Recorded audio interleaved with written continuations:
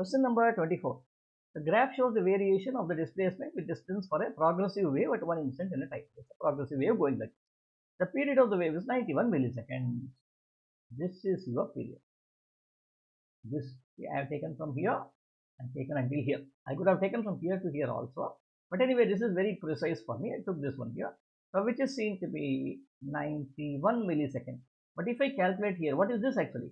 This is one wavelength. What is the wavelength now?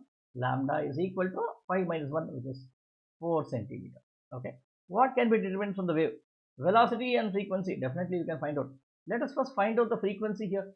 Frequency equal to 1 by time period, which should be 1 by 91 milliseconds, which should now be equal to this milli. When it goes upwards becomes 1000 divided by 91.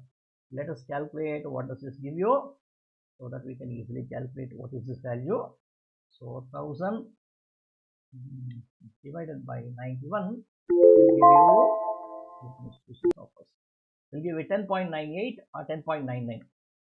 So this will give me 10.99 hertz, right?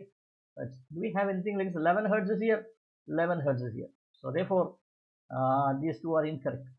Now you can find out velocity and frequency. What does it say? It is longitudinal. No, you cannot determine whether it's longitudinal or anything like this over here.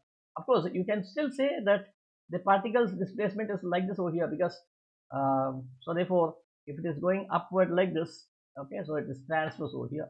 So this is incorrect, and this should be the correct. If you still want a confirmation for this, what you can do is you can find out the wavelength velocity also. Velocity is equal to lambda by t, which is nothing but f lambda.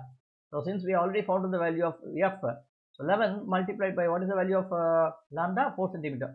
4 centimeter, which will now be equal to 44 centimeter per second, which will be 0.44 meter per second.